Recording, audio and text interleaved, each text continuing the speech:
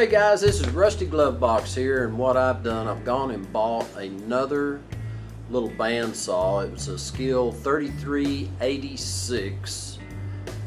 Nice little entry-level saw, nothing real fancy. By no means is it commercial quality. I'm going to kind of just go through the basic process on how I set the saw up to ensure that I'm going to get some good true cuts and the blade won't be hopping off the drive wheels.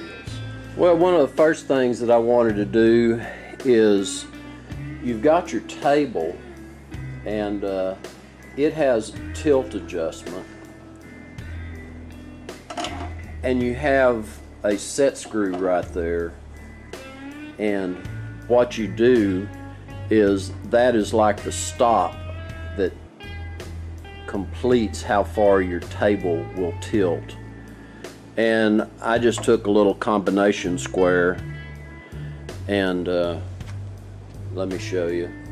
You've got your table tilted all the way as far to zero as possible, and then you'll adjust this Allen head in or out depending on what you see there with your little square.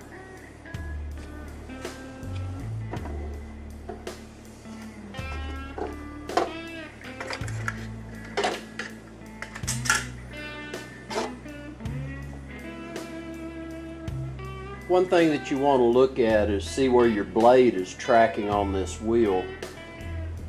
Let me bring you over here so you can see what I'm talking about. Well, you can see right here that this blade is kind of riding to the outside. It should be riding more in the center. What it's got a jam nut here, and here's the adjustment knob. And when you screw the knob in, that is going to change the adjustment on the blade. So after I've adjusted it and tightened the jam nut on the back, you'll just kind of rotate it, a couple of rotations, and you can see that that blade is not the straightest blade in the world either. But I believe it's running pretty much the best that it can in the center of the pulley for the most part. You're going to also need to look at this bottom pulley, so after you've adjusted your top pulley, make sure that the blade is kind of doing the same thing as your top one, running at the same position on your pulley. Here's a little brush. Make sure that that brush is always just lightly against your pulley here. That's going to help keep this surface clean. This is your drive pulley, so it needs to be clean so debris doesn't get in between the belt and the pulley. What I'm trying to show here is your belt tension, and this uses like a little serpentine belt. It's not a toothed belt like a cog tooth, but it's a straight tooth like a serpentine belt on your car. And so you need to have your proper adjustment there on this belt. Some of the concerns that I had heard before on low on power, people had found out that their belt was too loose and it was causing some slippage. At each of these points, this bearing, the blade does not roll on this surface. If you can see that. It does not roll on this surface. It rolls right here on the face. It's a thrust bearing. And what you need is about a 30-second clearance, which is going to kind of be give and take if the saw blade that you have, where they welded the saw blade together, is going to wobble some, but you don't want this bearing to have steady force on it all the time. As your blade tracks around, it's going to touch it periodically, but you want basically some clearance here. This is your blade guides, and you do want some clearance there, but you can see that's quite a bit of clearance, and I'm going to need to close that up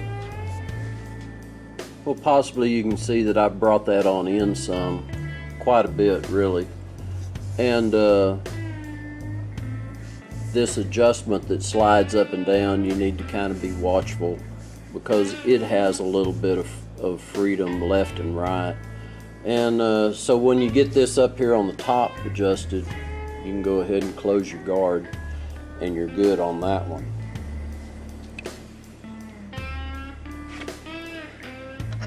Here you can see we've got the same thing on the bottom. We've got the thrust bearing that's for the blade when you're pushing a material into the blade. And then we've also have our blade guides right here. Because it's kind of awkward working under this table and everything, I'm going to go ahead and cut the camera off, get the stuff adjusted, and bring you back. Did some adjusting and really narrowed down our clearance here on our blade guides, and I've given some clearance to my little thrust bearing. Well, I think we've done pretty good on getting everything all set up and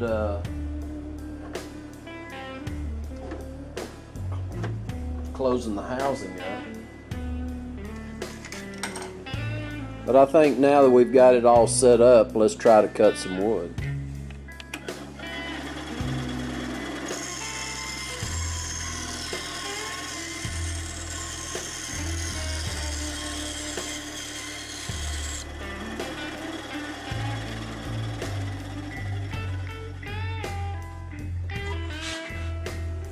Well, hey guys, I hope you got some good information out of how to set up your little bandsaw. Mine is the 3386 SKIL, which is a pretty basic entry-level bandsaw, and no means is it a commercial grade.